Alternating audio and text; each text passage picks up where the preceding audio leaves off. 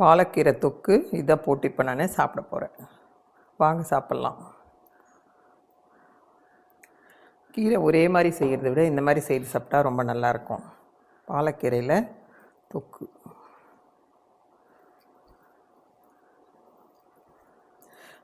பேச்சுலர்லாம் டக்குன்னு செய்திடலாம். இந்த மாதிரி ரொம்ப ஈஸி. எல்லாம் பச்சையாகவே போட்டு மிக்சியில் போட்டு அரைச்சி அப்படியே சமைக்கிறது.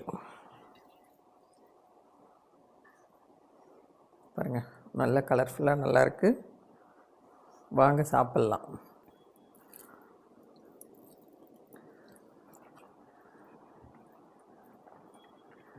பாலக்கீரையில் தொக்கு ரொம்ப சூப்பராக இருக்குது.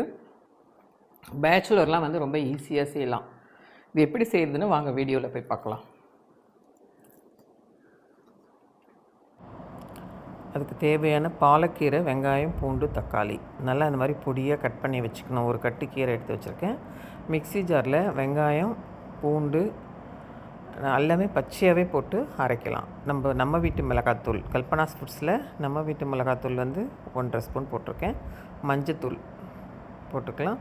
தக்காளி பழமும் அதிலே போட்டுக்கலாம். எல்லாமே பச்சையாக போட்டு கொஞ்சமாக புளி அதையும் இதிலே சேர்த்துக்கலாம். போட்டு இது நல்லா அரைச்சிடலாம்.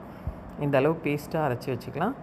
அரைச்சி பக்கத்தில் வச்சுட்டு ஒரு கடாய் வச்சு அதில் ஒரு 3 ஸ்பூன், ஒரு 4 ஸ்பூன் கூட விடலாம் எண்ணெய் காஞ்சதும் கடுகு, 4 வெந்தயம், சீரகம் 4, உளுத்தம்பருப்பு, காஞ்ச மிளகா போட்டு நல்லா வதக்கிடணும். வதக்கிட்டு பூண்டு ஒரு 10-15 பல் இடித்து வச்சுருக்கேன், அதையும் போட்டு நல்லா வதக்கணும். வதக்கும்போது கொஞ்சமாக பெருங்காயம் போட்டுக்கலாம். அதில் பெருங்காயம் போட்டுட்டு பூண்டு கலர் மாறுற வரைக்கும் வதக்கணும்.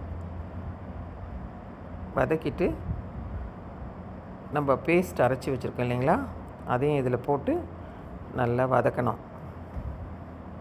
இதெல்லாம் பச்சையாகவே போட்டு அரைச்சதால் அந்த பச்சை வாசனை போகிற வரைக்கும் நல்லா வதங்கி வரணும். எண்ணெய் பிரிஞ்சு வர்ற வரைக்கும் நல்லா வதக்கணும். ரொம்ப ஈஸியான சிம்பிளான மெத்தேட் இந்த தொக்கு. யார் வேணாலும் சமைக்கலாம். அதுக்கேற்ற உப்பும் இதிலே போட்டுக்கலாம். அந்த கீரை வதங்கினா கொஞ்சம்தான் வரும், அதனால் கொஞ்சமாகவே உப்பு போட்டுக்கோங்க. பாருங்கள், நல்லா எண்ணெய் பிரிஞ்சு வந்துடும். இது போல் எண்ணெய் பிரிஞ்சு வந்துட்டால் நம்ம இப்போ கீரை போட்டுடலாம். பொடியை கட் பண்ணி வச்சுருக்கோம் இல்லைங்களா பாலக்கீரை, அதை இதில் போட்டுடலாம். நம்ம இதில் தண்ணி விடக்கூடாது. அந்த கீரையில் இருக்கிற தண்ணியே ஓகே. நல்லா மிக்ஸ் பண்ணிக்கலாம். மினிமம் ஒரு 10 நிமிஷமாவது வேகணும் இந்த கீரை. அப்படியே சிம்லேயே வச்சாலே அந்த பாத்திரத்தில் இருக்கிற சூட்லேயே நல்லா வெந்துடும். நல்லா வெந்துடுச்சு பாருங்கள். தொக்கு மாதிரி நல்லா வெந்து வந்துடும். 2 நாளைக்கு கூட வச்சு சாப்பிட்லாம். ரொம்ப நல்லாயிருக்கும். ரெடி ஆகிடுச்சு பாருங்கள். இதே போல் நீங்களும் ட்ரை பண்ணி பாருங்கள். ட்ரை பண்ணி பார்த்துட்டு கமெண்ட்ஸில் எப்படி இருக்குதுன்னு சொல்லுங்கள்.